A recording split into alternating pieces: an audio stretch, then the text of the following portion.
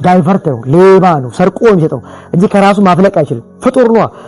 እስኪ ለምን ሲናገር አመር ነው ይለዋል። አመር ነው ሰይጣን ባይዘይ በራሱ ምንም ማድረግ አይችልም። ኢየሱስ ጌታ ነው። ዲሲፕሊን የተፈጠረው ነገር ላይ ወደዚህ ማንሸራሸር ይችላል። ከዛ ውጭ ፈጥሮ መምጣት አይችልም። ኢየሱስ ጌታ ክብር ለጌታ ይሁን።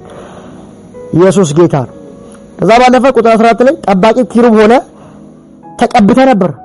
መጀመሪያ ከመውደቁ በፊት ጠባቂ ኪሩብ ነው። የማን ጠባቂ? የቅዱሱ የእግዚአብሔር ጠባቂ ነበር። እሺ ለዚህም ሾምኩ። ዲያብሎስ ሲሾም ጌታ እንዲጠብቅ ነው፣ እግዚአብሔር እንዲጠብቅ ነው ሲሾመው። ሲጀመር በእግዚአብሔር ቅዱስ ተራራ ላይ ነበርክ። በእግዚአብሔር ቅዱስ ተራራ፣ በዛ ተራራ ላይ ዲያብሎስ ነበር። ምን ይሰራ? እግዚአብሔር የጠበቀ። ኦኬ በእሳት ድንጋዮች መካከል ተመላለስክ። እዛ የእግዚአብሔር ተራራ ላይ የእሳት ድንጋዮች ነበሩ። እዛ የእሳት ድንጋዮች ሻይን ያደርግ ነበር፣ ይመላለስ ነበር፣ ያመልክ ነበር ማለት ነው። ኢየሱስ ጌታ። ከዛ 15 ላይ ከተፈጠርክበት ቀን ጀምሮ ክፋት እስከተገኘብህ ድረስ በመንገድ ነቀፌታ አልነበረብህም። ክፋት የተገኘበት መቼ ነው ሲባል ከጊዜ በኋላ ነው። መጀመሪያ ጥሩ ያገለግል ነበር፣ ጋራጅ ነበር። ከሆነ ጊዜ በኋላ ግን ክፋት ተገኘበት። አመፀ፣ በልዑል መመሰል ፈለገ፣ ማድረግ ፈለገ፣ ክብርን ፈለገ፣ አምላክ ነኝ አለ። ልክ ሔዋን ጋር ሲመጣ እንደዛ የተፈጠረው ሔዋን ጋር መጣና ያን የእውቀት ዛፍ እንዳትበሉ ብሏቸዋል። ያ በበላችሁበት ጊዜ ሰው ልጅ ነጻ ፍቃድ አለ። በዚህ አጋጣሚ ፍቃዳቸው ተጠቅመው በልተዋል፣ አትብሉ ተብለዋል። ይሄ ህግ ነው፣ እግዚአብሔር ህግ ነው። ግን በፍቃዳቸው ተታለውም ቢሆን ፍቃዳቸው አቺቭ አድርጎ በልተውታል፣ ህግ ነው። ግን እሳ አትብሉ ተብሏል። በበላችሁ ጊዜ ሞትን ትሞታላችሁ ተብሎ እግዚአብሔር ነግሯቸዋል። ግን ዲያብሎስ መጣና እንደዚህ አላቸው፣ ውሸት እላችኋለሁ አይደለም ያለው፣ እውነት ውሸት እላችኋለሁ። ሪል ስጋዊ ሞት አለመሞታቸው በዛ ጊዜ ግልጽ ነው። ስጋዊ ሞት የሞቱ አዳምም ሔዋንም ቀስ ብለው ነው፣ ልጆች ወልደው ነው፣ አቤል ሌሎችም ወልደው ነው፣ ሰይጣን ወልደው ነው። ግን እሳ አንድ እውነት ነግሯቸዋል። ሲመጣ ሞትን አትሞቱም አላቸው። ሞቱን አትሞቱም ማለት በእነሱ ኢኒሴንስ አንድ እውነት ነግሯቸዋል። ወዲያው አይደለም የሞቱት፣ ነገር ግን መንፈሳዊ ሞት ሞተዋል። ስለዚህ አንድ እውነት ይዞ መጥቷል፣ የስጋ ሞት ወዲያው እንደማይሞቱ። ከዛ ውጭ ግን እግዚአብሔር ከሚመጥን ህይወት እግዚአብሔር ፊት ከመቆም ኢንላይትመንት ግን አውጥቷቸዋል። ዲያብሎስ ሲመጣ ምን ያደርጋ? አትብሉ ተብሏል፣ በሉት። ያ በበላችሁ ጊዜ ግን እግዚአብሔር ምን ተናግሯል? ሞትን ትሞታላችሁ። ምን አይነት ሞት ነው እግዚአብሔር ተናገራለሁ? ወዲያው ቅስፈታዊ ስጋ ሞት እኮ አልነበረም። ኢየሱስ ጌታ ነው። እሱን እግዚአብሔር ፊት ከሚመጥን ክብር እግዚአብሔር ከማውራት ቅድስና እንደሚሞቱ ቶታሊ እግዚአብሔር ተናግሯቸዋል። ያን ቃል ስለኔ ያቅመጣና ሞቱን አትሞቱም ማለት እሱን እንዳትመስሉ ታስቦ ነው። ይሄን ብትበሉ ሔዋን ጋር የመጣው ዕውቀት ይሄ ነው። ስታይ ጎመጀች፣ አማራት፣ በስጋ አምሮት በአይን አምሮት ገባባትና ኦኬ ብንበላ እንደሱ ነው የሚል ክሌም ይዛ በላች ማለት ነው። ከዛ ሞተች። ከዛ ራቆታቸው ነበሩ፣ ተደበቁ። ከዛ ገለድ ደግሞ አዳም የት ነህ ተባለ። እግዚአብሔር አዳም የት ነህ ሲለው እኮ አዳም ያለበትን ቦታ አጥቷል አለባቸው። በእግዚአብሔር ፊት ሁሉ ግልጽ እኮ ነው። ራሱ በዛፎች መካከል ተደበቀ ይላል። በዛፎች መካከል የሚደበቀው እግዚአብሔር አለ እንዴ? ኢየሱስ ጌታ ነው። ነገር ግን ሀፍረት መጣ፣ ኃጢአት መጣ፣ ባዶነቱን አየ። ኢየሱስ ጌታ ነው። መጀመሪያም እግዚአብሔር ከነበረበት ክብር ሲወጣ ራሱ ማየት ጀመሩ። ልብሱን አየ፣ ባዶ ራቁት ናቸው፣ ቅጠል አገለደሙ ይለናል። ከዛ እግዚአብሔር ማየና ሚስቴክ ተሰራ፣ ጥፋት ተሰራ። ስለዚህ በጥፋታቸው ሊተዋቸው ስላልፈለገ ያን እንስሳ ምንም የማያውቅ እንስሳ ማለትም መስዋዕት ተደርጓል። እዛ ጋር ቃል በቃል ባይገኝም ግን ከእንስሳ ቁርበትን ማለትም ቆዳን አዘጋጅቶ አለበሳቸው ይላል። እዛ ጋር ምን ተፈጸመ ሲባል አታርጉ ተብሎ አርገው እንደሞቱት እንደዛ ራሱ እግዚአብሔር ደግሞ አዳናቸው።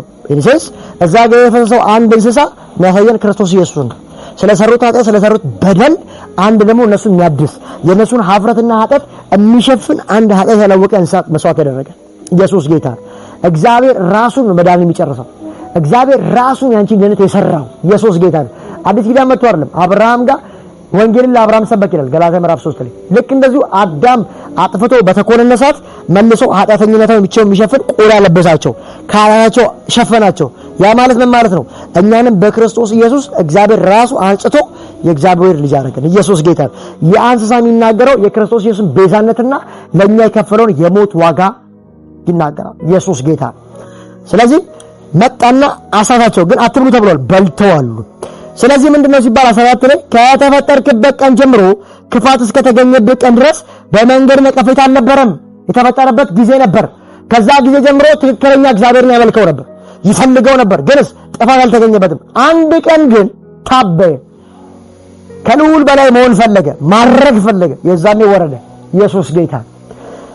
ስለዚህ ቁጥር 16 ላይ እንደዚህ ይላል፣ ንግድ ስለደረጀ በጣም ነጋዴ ነበር፣ በእግዚአብሔር ላይ አመፀ። ንግድ ስለደረጀ በአመፅ ተሞላ።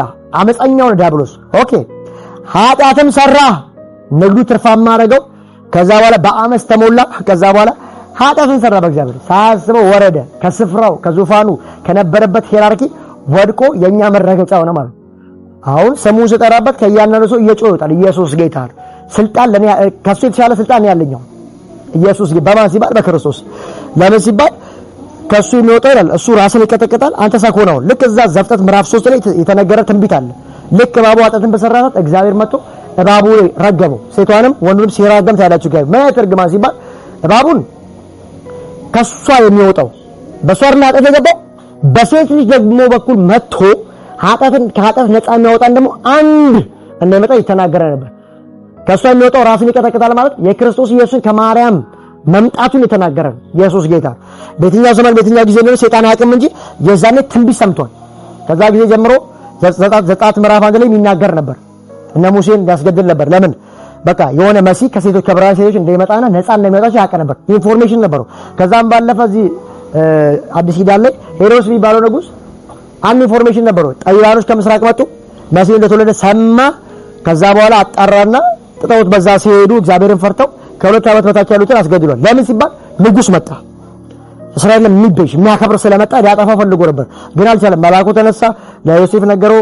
ሚስትን ይዘህ መሄድ አትፍራለው። ይዟቸው ልጅ ብላቴናውና ልጇን ይዞ ዮሴፍ ወደ ግብጽ ሄደ። ከዛ በኋላ ልክ ሄሮድስ ሲሞት ልጁ የሚፈልገው ሞቷል የሚለው ትንቢት የነቢያት ቃል ከተፈጸመ በኋላ ተመልሶ ወደ ገሊላ ይመጣል። ቤተልሔም ሲመጣ ፈራና ልጁ አርቃዴዎስ ስለነገሰ ወደ ገሊላ ሄዱ ይላል። ልክ እንደ ነቢያት ቃል ራሱ ክርስቶስ ተወልዷል ማለትም መጥቷል። ሕማማትን ፈጽሞ በክብር አድርጓል። ስለኛ ሞቷል ተነስቷል ማለት ነው። ነገር ግን ምን ከዚህ ቢዝን የሚፈልገው ሲባል በዘመናት መካከል ይሄን ትንቢት ከሰማ በኋላ ከአይሁዶች ወንዶች ሲወለዱ ለማጥፋት ይፈልግ ነበር። የኢየሱስ ዘር ለማጨንገፍ ይፈልግ ነበር። አልተሳካለትም። ኢየሱስ ጌታ ነው እና ከተፈጠረ ቀን ጀምሮ ክፋት እስከተገኘበት ቀን ድረስ በመንገድ ነቀፌታ አልነበረብህ፣ ጥሩ ነበርክ። 16 ንግድ ስለደረጀ አመፅን ስለተሞላ ኃጢአትንም ሰራ።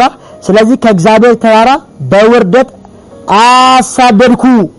ጠባቂ ኪሩብ ሆይ ከእሳት ድንጋዮች መካከል አስወጣው። መጀመሪያ የእሳት ድንጋዮች መካከል ነበር፣ የእግዚአብሔር ተራራ ላይ ነበር። አሁንስ ወጣ። በምክንያት አመፀ፣ ንግዱን አደራጀ፣ ኃጢአት ሰራ፣ ወጣ። ወደ ጌታ ሪሊዝ ያደረገው ቶለሬት አላደረገውም። ባይዘው ይሄ ማመ ከባድ አመፅ ነው። የንጋት ኮከብ ነው። ከልዑል በላይ አርጋለሁ ያለው ከሚገርማችሁ። ከዛ ቁጥር 17 ላይ በውበቱ ምክንያት ልብ ታበየ። ምንድን ምክንያቱ ሲባል ውበትና ጠቢብ ነበር ይለናል። ከዛስ በውበቱ ምክንያት ልቡ ታበየ። ከዛስ ከክብር ታላቅነት የተነሳም ጥበብን አረከስክ። ክብር ነበረው፣ ጥበብ ነበረው፣ ክብሩን ግን አረከሰ፣ ለአመፅ አደረገው። ኢየሱስ ጌታ ክብርን አረከስክ። ስለዚህ ወደ ምድር ወረወርኩ። እሺ ለነገስታት ትዕይንት አደረኩ። ምድር ላይ ያሉ ነገስታት ሁሉ መጫወቻ አደረገው። ለኔ ራሱ በትንሹ በክርስቶስ ከአሸናፊዎች ስለሚበልጥ ለኔ መጫወቻ ነው ዳቢሎስ። ኢየሱስ ጌታ ለነገስታት ትዕይንት አደረኩ ከተባለ ነገስታቶች ሁሉ ዳቢሎስን ከእግራቸው በታች ያዩታል ማለት ነው። ኢየሱስ ጌታ በፊት ሲባል ኃያላን እንኳን ቀጥቅጧል፣ ምድርን እንኳን አውጧል። አሁን ከእግራችን በታች ኢየሱስ ጌታ። ክብር ለጌታ ይሁን። ነገስታት ትዕይንት አደረኩ። የመጨረሻዎቹ ሁለቱ ጥቅሶች በኃጢአትና በተጭበረበረው ንግድ ብዛት መቅደስን አረከስክ።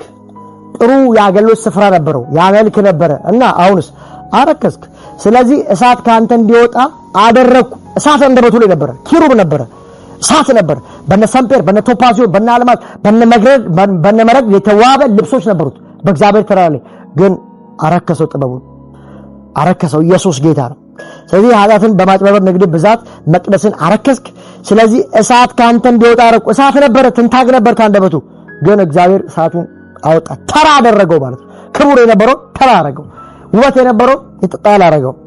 ከዛ እንደዚህ ይላል እርሱም በላህ የሚመለከቱም ሁሉ ፊት ምድር ላይ አመድ አደረኩ። ልክ እሳት ከውስጡ ሲወጣ ሰይጣን አመድ ነው ባይዘው። ኢየሱስ ጌታ ነው። እሳቱ ከመውጣቱ በፊት ክብር ነበረው፣ ኪሩብ ነበር፣ ጋራጅ ነበር፣ ጥበብ ነበረው፣ ውበት ነበረው። እሳቱን እግዚአብሔር ያስቀመጠውን እሳት የተፈጠረ ስለሆነ ከፈጠረው ፍጥረቱ ከዳቢሎስ እሳቱን ሲያወጣ አመዱን ረከሰ። ኢየሱስ ጌታ ነው። ክብር ለጌታ ይሁን።